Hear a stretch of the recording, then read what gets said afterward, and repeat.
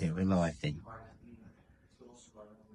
Hello, welcome to today's issue of TED Listens. I'm Ted Wigsell from Your Business Community. Today I'm with Tim Colman from Time Check Consulting. He's a procurement consultant. So Tim, welcome. Thank you. First question, if I may. I think most of our viewers think they would be ineligible for writing a bid or getting a contract from a large company. Could you tell them otherwise, please? I very much will tell them otherwise. In overall terms, there's no reason why small businesses cannot win tenders, whether that's with public sector, local authorities or other public sector bodies, or from bigger companies.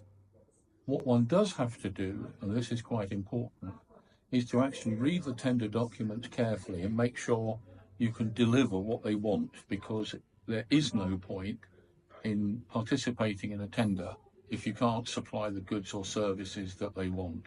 But in general terms, there is no reason why a small business can't win contracts. Thank you. And I think we've all probably heard of the new Procurement Act. Can you tell us a little bit more about that, please? Well, I have to say I'm somewhat biased about it, because for many years I sat on the Cabinet Office SME panel, and we worked on the Procurement Act for about 4 or 5 years. The Procurement Act is basically intended to make it easier for small businesses to access public sector tenders. And when I say public sector, it's quite important. It doesn't just mean central government and local government. There are some other bodies and organisations which are required to adhere to public sector tender legislation. So that would include utilities, social housing providers, and many more. But it was felt for a long time that certainly small businesses were at a disadvantage bidding for those. And so the Procurement Act has been intended to level the playing field and make sure that all public sector tenders take into account the possibility of actually letting SMEs win those tenders. A couple of other major features.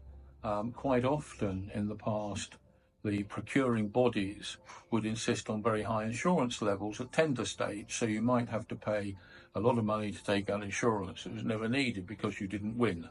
That is gone. They can no longer insist on insurance being in place before you win the contract.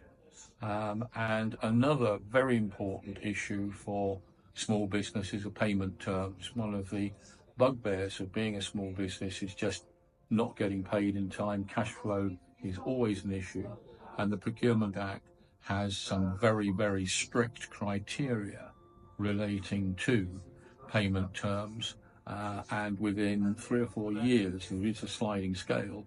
All public sector procurement bodies, those issuing the tenders, will have to pay their suppliers in 30 days.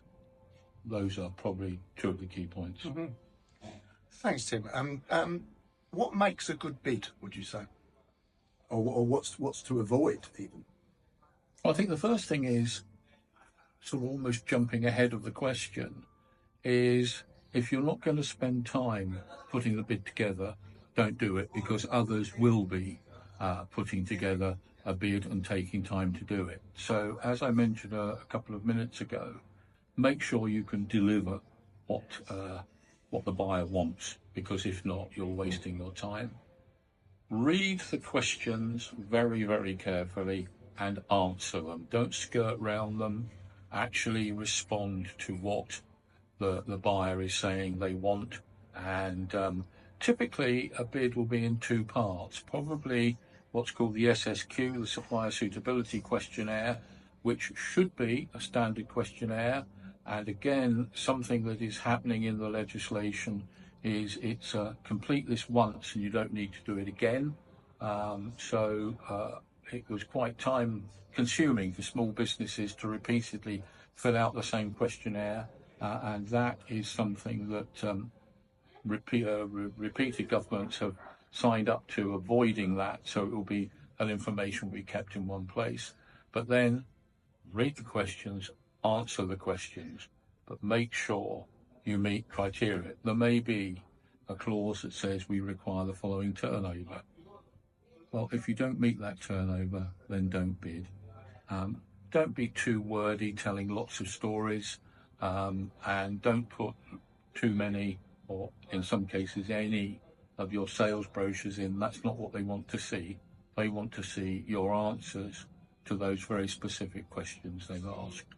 And if you don't understand the questions, go back to them and ask and get clarification. Thanks, Tim. And clearly, your business is in bid writing. Explain to people why it would be good to use your business or a business like yours rather than trying to create a bid on your own. Well, I'm not here to sell myself. Let me make that absolutely clear. And in many cases, a small business can put together their own bid, but it's probably worth, if they're not experienced in bidding for public sector tenders, it's probably worth spending a bit of time going to one or two seminars or webinars that explain some of the tricks of the trade so that one maximizes one chance of winning. But conversely, bid writers such as myself understand some of the terminology that works. We understand sometimes what is behind the questions rather than the pure words in the question itself. I am very fussy and selective when I accept commissions from my clients. They say, Tim, can you help us and prepare a bid for this? And if I don't think they've got a high chance of winning, then I will say, no, don't waste your time and money paying me to do it.